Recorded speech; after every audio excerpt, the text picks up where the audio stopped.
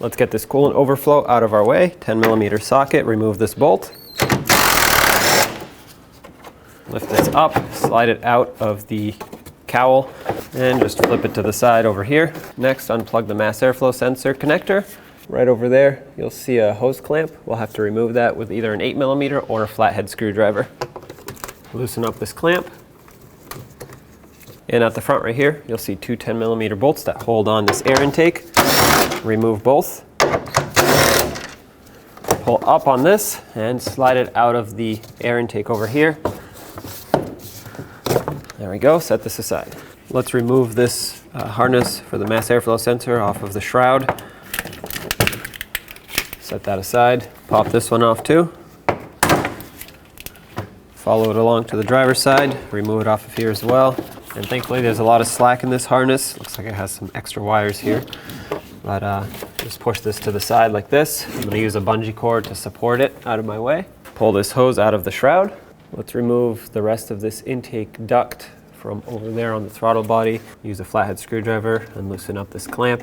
Then we'll pull this right off. That'll just make some extra space here. That way we can pull the radiator fan shroud out of the way. Slide this off. Set that aside. Push this AC hose off of the shroud. Straight back like that. Let's unclip the radiator hose. Use a trim tool and pop it up.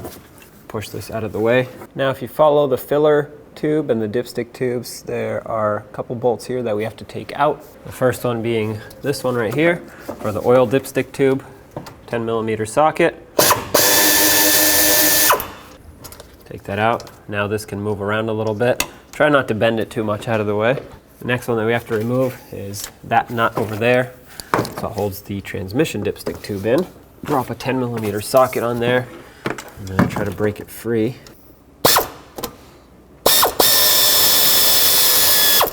One last one to be removed is that 13mm bolt down there on that bracket, and that holds the oil filler tube. I'm going to stick my socket with an extension down in here. It's a 13mm socket, and I'm going to try and remove this one.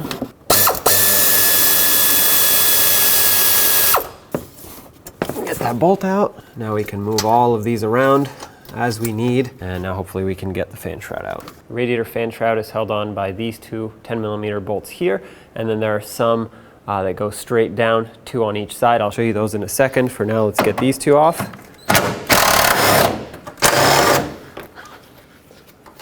And the bolts I'm talking about, there are actually three on each side. My passenger side only has two, but there's one at the back there, one in the middle, and one right at the front here. They're all 10mm bolts, so with a long extension, I'll get those. And on this side, like I said, I have one missing, but there's still one at the front. So let's take all of them out. It's going to be really hard to show you, but I'll try my best.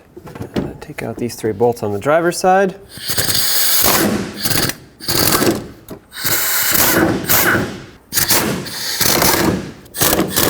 Do the same to the passenger side.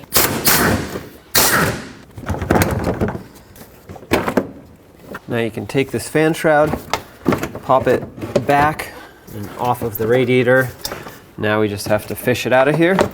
Push the dipstick tubes out of your way. Get it past this radiator hose. Slide it up and out. There we go. With a 24mm socket and a very powerful air gun, let's go ahead and try and break this free.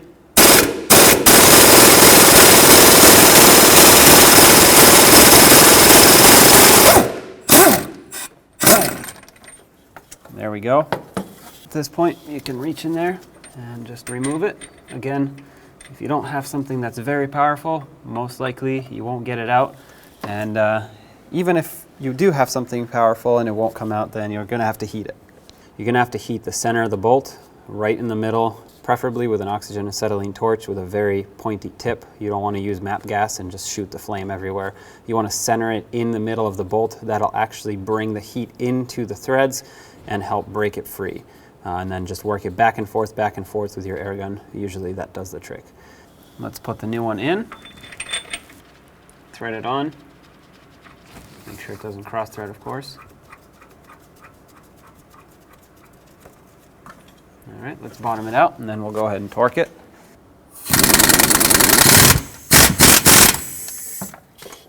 So once you have this bottomed out, you want to torque it to 110 foot-pounds. And obviously the whole engine's going to want to rotate, the crank's going to spin, so you're going to have to hold it, either through the flex plate on the transmission or with a special tool that you can buy for this particular application. Once you've torqued it to 110, you want to loosen the crank bolt 360 degrees, and then you want to torque it again to 59 foot-pounds. Once you've reached that torque, then you want to go 125 degrees more above that.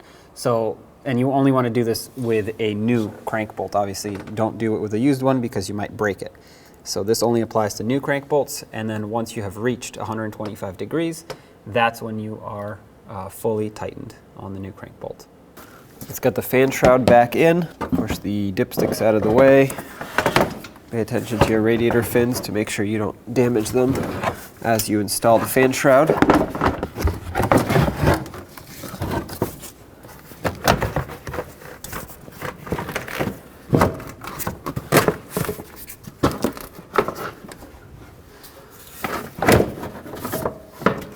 Get all the hoses and wires and cables and everything that's supposed to be out of the way. Just get it out of the way. Now with the fan shroud in place, I'm actually not going to bolt it up to the top yet. Make sure these rubber pieces on the top lock into the radiator. That's what's going to hold it tight. And then I'm actually going to start in the bolts that connect the two halves first. There's 3 of them, if you remember correctly. There are 6 of them, 3 on each side. Kind of hard to see. Start them all on by hand. You don't want them to cross thread by accident. And now I'm going to just snug them up. 10mm socket.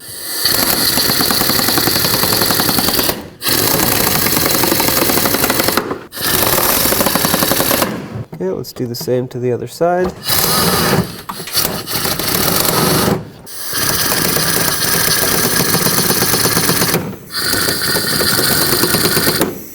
All right, all 6 are tight.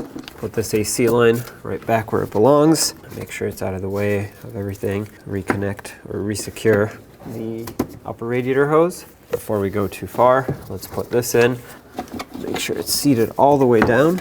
Let's snug up the hose clamp. I'm using an 8mm socket. You can use that or a flathead, whatever you prefer. Just make sure it's nice and snug, but don't over tighten it. Those usually strip out and you have to replace them if you over tighten them.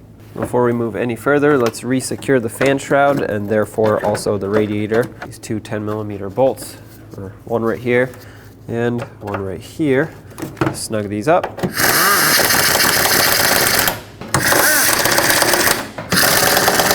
Resecure any wires. Now take your air intake and let's line it up. Make sure it slides in over here and makes a nice tight connection. Once it's in, snug up the hose clamp so that it can be secured. At the front here, there were 2 mounting bolts. Line those up and start them in. Go ahead and plug in the mass airflow sensor connector. Make sure it clicks so it's nice and secure. Let's bolt it down. This one's not going to be easy. Let's bolt this down here. All right, let's snug it up with a 13mm socket. There we go. That's nice and snug. Up here, let's put a little 10mm nut on. Snug this up. Over here, let's reattach the dipstick tube with our little 10mm bolt. Make sure this is nice and snug. Take the coolant overflow, slide it into the 2 slots up there, push it all the way back, set it down, and I'm just going to go ahead and start in the bolt. That way it stays in place here. Snug up the overflow bolt.